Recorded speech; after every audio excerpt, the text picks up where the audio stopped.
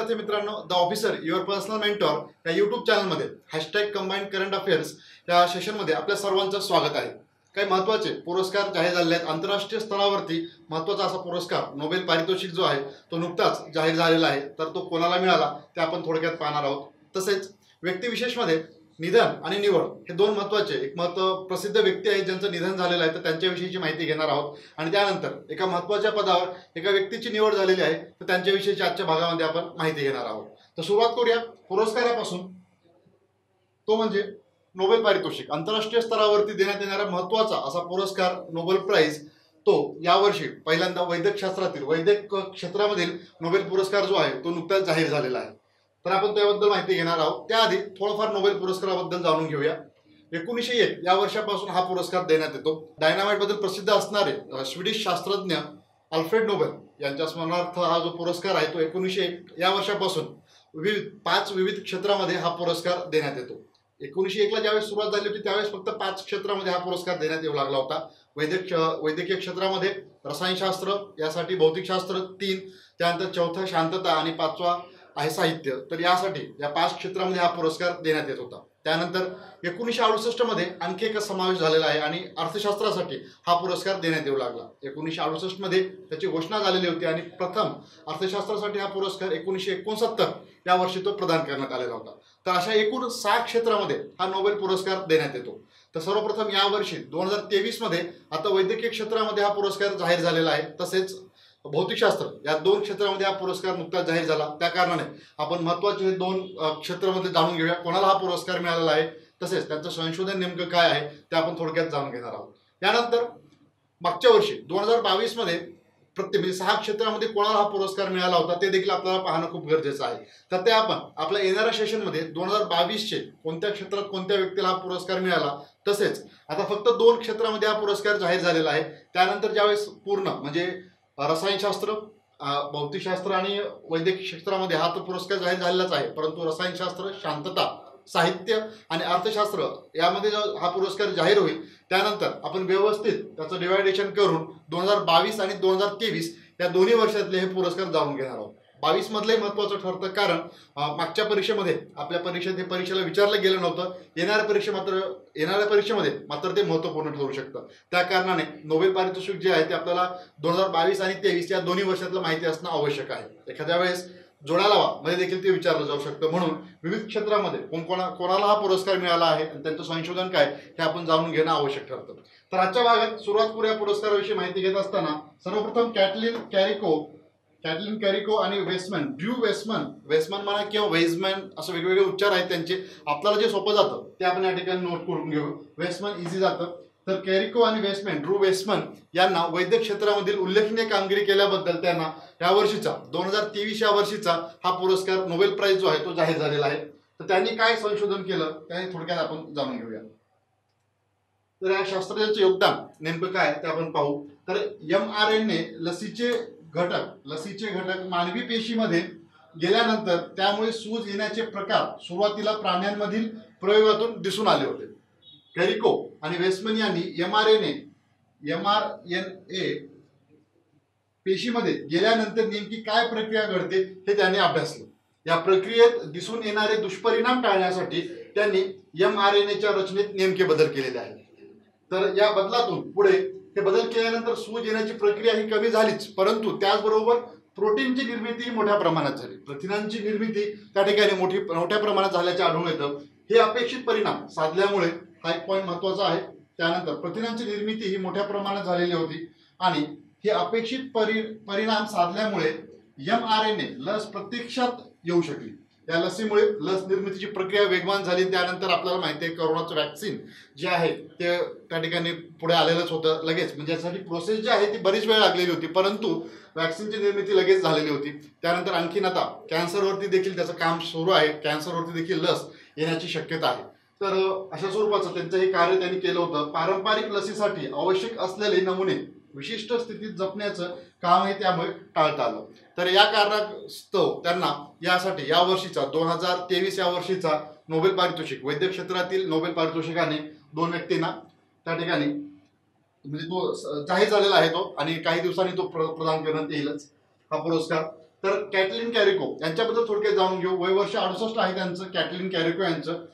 त्यांच्याबद्दल परीक्षेत प्रश्न जर विचारला गेला असता तो कशा स्वरूपाचा विचारला जाऊ शकतो. डिटेलमध्ये जास्त माहिती घेण्याची आवश्यकता नाही, तरी आपण काही पॉईंट्स नमूद केलेले आहेत या ठिकाणी. परंतु ते कोणत्या आहे देशाचे ते महत्वाचं आहे. हंगेरियन जरी असलं तरी ते अमेरिकेचे आहेत, हंगेरियन अमेरिके आहेत त्या. तर अमेरिकी संशोधक आहेत कॅटलिन कॅरिको. या हंगेरीतील सेल्ट विद्यापीठातील प्राध्यापक आहेत आणि पेन्सिल्व्हेनिया विद्यापीठातही ते अध्यापन करतात. तर कुठल्या आहेत त्या मूळच्या ते देखील महत्वाचं आहे. हंगेरियन अमेरिकन आहेत त्या. त्यानंतर 2013 पर्यंत याच विद्यापीठात mRNA लसीच्या निर्मितीची संबंधी त्यांनी संशोधन केलेलं आहे. त्यानंतर बायोटेक्निक RNA फार्मा या कंपनीच्या त्या उपाध्यक्ष होत्या. हे महत्वाचं आहे. त्यांच्याविषयी विधानात्मक जर प्रश्न विचारले गेलेस तर एखादा पॉईंट आपल्याला माहिती असावं, त्या कारणाने आपण हे इथं मेन्शन केलेलं आहे. या कंपनीने कोविडच्या लसीची निर्मिती केलेली आहे, आपल्याला माहितीच आहे. पुढं तर आपण ते पाहिलेलं होतं. ओके. यानंतर ड्रू वेसमॅन यांच्याविषयी थोडक्यात जाणून घेऊया. ते अमेरिकन शास्त्रज्ञ आहेत. ड्रू वेसमॅन अमेरिकन शास्त्रज्ञ. हे परीक्षेत महत्वाचं ठरतं. पुन्हा एकदा उल्लेख करतो त्याचा, कारण एखादं कोणत्या देशाचं प्रतिनिधित्व करतात हे देखील परीक्षेत विधानात्मक असेल किंवा ऑनलाईन स्वरूपात देखील विचारलं गेलं तर ते म्हणजे परीक्षेत अपेक्षित आहे, ते लक्षात घ्या. तर अमेरिका हे अमेरिकी शास्त्रज्ञ आहेत. वेसमॅन यांनी त्यांच्याविषयी माहिती घेत असताना महत्वपूर्ण 1987 मध्ये बोस्टन विद्यापीठातून आधी MD ची पदवी आणि मग PhD त्यांनी मिळवलेली होती. हार्वर्ड मेडिकल स्कूलमधून प्रशिक्षण घेतल्यानंतर त्यांनी नॅशनल इन्स्टिट्यूट ऑफ हेल्थ मध्ये त्यांनी संशोधन केलेलं आहे. त्यानंतर 1997 मध्ये त्यांनी पेन्सिल्व्हेनिया विद्यापीठात स्वतःची प्रयोगशाळा देखील त्यांनी सुरू केली आपल्याला पाहायला मिळतं. वेसमॅन यांनी पेन्सिल्व्हेनिया विद्यापीठात कॅरिको यांच्यासह हे संशोधन केलेलं आहे. तर कुठल्या ठिकाणी कोणत्या विद्यापीठामध्ये त्यासाठी हा पॉईंट देखील महत्वाचा ठरतो. दोघांनी मिळून त्या ठिकाणी संशोधन केलं. पेन इन्स्टिट्यूट ऑफ RNA इनोव्हेशनचे ते संचालक देखील आहेत. ते थोडक्यात माहिती होती ड्रू वेसमॅन यांच्याविषयी. ते उच्चार लक्षात ठेवा, जे इझी आहे ते आपण करू शकतो. वेसमॅन कधी कधी फॉरेन लोकांचे उच्चार जे आहे ते थोडंसं डिफिकल्ट वाटतात, त्या कारणाने थोडंसं सोपं जे आहे ते आपण या ठिकाणी घेतलेलं आहे. ड्रू वेसमॅन हे त्यांचं नाव आहे. वैद्यक क्षेत्रात महत्त्वपूर्ण योगदान दिल्याबद्दल त्यांना हा पुरस्कार देण्यात आलेला होता. यानंतर थोडक्यात आपण माहिती घेतलेली आहे वैद्यक शास्त्रातील. आणखी डिटेलमध्ये आपण थोडं जाणून घेणार आहोत. ज्यावेळेस संपूर्ण ही यादी जाहीर करण्यात येईल, 6 क्षेत्रामध्ये पुरस्कार देण्यात येतील, त्यानंतर मात्र आपण आणखी थोडी त्या बाबी जाणून घेणार आहोत. आणखी परीक्षा बाबी त्यात ऍड करणार आहोत. या माहितीमध्ये थोडंसं पुढे जाण्याआधी आपण आणखी एक थोडं मागे येतो, ते म्हणजे कॅरिको यांच्याविषयी माहिती घेत असताना आपण थोडं एक जाणून घेऊया. त्या 13व्या महिला ठरलेल्या आहेत, हे एक महत्वपूर्ण आहे. तर इथे एक त्यांची माहिती घेत असताना आपण ते ऍडिशन करू शकतो. कॅटलिन कॅरिको जे आहेत त्या एकूण 13व्या महिला ठरलेल्या आहेत, ज्यांना म्हणजे वैद्यकशास्त्रात जे नोबेल पारितोषिक जाहीर झालेलं आहे. तर मेरी क्युरी या पहिल्या महिला ठरल्या होत्या ज्यांना नोबेल पारितोषिक मिळालेलं होतं. मेरी क्युरी जे आहेत ते पहिल्या महिला होत्या आणि कॅटलिन कॅरिको जे आहेत ते एकूण आता 13व्या महिला ठरलेल्या आहेत. तर हा पॉईंट देखील महत्वाचा आहे परीक्षेच्या दृष्टिकोनातून, त्या कारणाने इथं आपण पुन्हा एकदा नमूद केलेला आहे. आपण पाहूया भौतिकशास्त्रासाठीचा नोबेल पुरस्कार देखील जाहीर झालेला आहे. वैद्यकशास्त्र बरोबरच त्यानंतर नेक्स्ट आहे तो म्हणजे भौतिकशास्त्रासाठीचा नोबेल पुरस्कार 2023 या वर्षाकरिता हा पुरस्कार नुकताच जाहीर झालेला आहे. 3 व्यक्तींना हा पुरस्कार देण्यात आलेला आहे. तर त्यांचं कार्य ते देखील आपण पाहणार आहोतच. काय त्यांनी कार्य केलेलं आहे त्यासाठी त्यांना हा पुरस्कार मिळालेला आहे. तर त्यांनी काय कार्य केलेलं आहे तर ते आपण थोडक्यात पाहणार आहोत. त्यांना कशासाठी हा पुरस्कार या 3 व्यक्तींना जाहीर करण्यात आलेला आहे ते आपण जाणून घेऊया. अणु आणि रेणू या दोन्हीमधील अणु आणि रेणूमधील इलेक्ट्रॉनची हालचाल आणि त्याच्या ऊर्जेचा अभ्यास करणाऱ्या या दोन्हीमधील इलेक्ट्रॉन अणु आणि रेणूमधील इलेक्ट्रॉनची हालचाल आणि त्याच्या ऊर्जेचा अभ्यास करण्याचं तंत्रज्ञान यांनी विकसित केलेलं आहे या तिघांनी. तर त्यासाठी त्यांना हा पुरस्कार जाहीर झालेला आहे. कोण आहेत तिघ ते आपण ते पाहूया. पहिल्या आहेत अमेरिकेच्या ओहायो विद्यापीठातील पियर एगोस्टिन यांना हा पुरस्कार जाहीर झाला. एक व्यक्ती विभागून तिघांना हा पुरस्कार जाहीर झाला. त्यानंतर जर्मनीच्या म्युनिक विद्यापीठातील त्यांच्या विद्यापीठाचं नाव मेन्शन केलं फेरेक क्रॉस हे आहेत. आणि स्वीडनमधील तिसरे व्यक्ती आहेत स्वीडनमधील एनी लुलिया यांना हा पुरस्कार जाहीर झालेला आहे. तिघांना हा विभागून पुरस्कार त्या ठिकाणी जाहीर झालेला आहे. तर 10 डिसेंबर रोजी हा पुरस्कार प्रदान करण्यात येईल. महत्वाचं आहे, लक्षात घ्या. कोणत्या देशाचे आहेत ते देखील ते मेन्शन केलेलं आहे आणि त्यांची नावे इतकं आपल्याला माहिती असणं आवश्यक आहे. 3 एक व्यक्ती असल्या कारणाने जास्त यांच्याविषयीची खोलात माहिती जाण्याची काही आवश्यकता नाहीये. ओके. त्यानंतर दोन एक पुरस्कार झालेले होते. भौतिकशास्त्रासाठी नोबेल पुरस्कार जो ज्याची सुरुवात झाली आता या महिन्यात ऑक्टोबर महिन्यामध्ये जाहीर करण्यात आले, ते एक वैद्यकशास्त्रातील, त्यानंतर भौतिकशास्त्रामध्ये आणखीन पुढे जे काही पुरस्कार येणार आहेत आपण एकत्रित तुम्हाला उल्लेख केला होता मगाशी, तर आपण तो पाहणार आहोतच. म्हणजे 6 क्षेत्रामध्ये कोणाला पुरस्कार मिळालेला आहे आणि त्यानंतर काय त्यांचं कार्य आहे ते देखील जाणून घेणार आहोतच. तसंच 2022 मध्ये देखील पुरस्कार आपण त्यानिमित्त एक शेवटच्या या महिन्याच्या शेवटी आपण ते म्हणजे सेशनमध्ये ते ऍड करणार आहोत. ओके. त्यानंतर व्यक्तिविशेषमध्ये या ठिकाणी महाराष्ट्र लोकसेवा आयोगाच्या अध्यक्षपदी आता महाराष्ट्राचे पोलीस महासंचालक असणारे रजनीश शेठ जे आहेत, तर त्यांची आता नियुक्ती एमपीएससीच्या अध्यक्षपदी करण्यात आलेली आहे. तर त्यांच्याविषयी आपण एक थोडक्यात माहिती घेऊया. किशोरराजे निंबाळकर यांच्या ठिकाणी येतात, ते आता आधी होते एमपीएससीचे अध्यक्ष, आता नवीन आता असणार आहेत रजनीश शेठ, जे की महाराष्ट्राचे पोलीस महासंचालक ते होते, तर त्यांची आता एमपीएससीच्या अध्यक्षपदी निवड करण्यात आली आहे. नियुक्तीमध्ये व्यक्तिविशेषमध्ये नियुक्ती आणि एक म्हणजे नियुक्ती तसंच निधन आपण ते जाणून घेणार आहोत. तर त्यामध्ये पहिल्यांदा नियुक्तीमध्ये आपण रजनीश शेठ यांच्याविषयी माहिती घेऊ. तर रजनीश शेठ हे 1988च्या बॅचचे IPS अधिकारी आहेत. थोडंसं माहिती त्यांच्याबद्दल काही प्रमुख बाबी आपल्याला जाणून घेणं आवश्यक आहे. रजनीश शेठ यांचा जन्म 29 डिसेंबर 1963 आहे. त्यांचं शिक्षण BA ऑनर्स LLB. रजनीश शेठ हे फोर्स 1 महाराष्ट्राचे प्रमुख देखील राहिलेले आहेत. गृह विभागाचे प्रधान सचिव, राज्याच्या कायदा आणि सुव्यवस्था विभागाचे अतिरिक्त पोलीस महासंचालक म्हणून त्यांनी जबाबदारी सांभाळलेली आहे.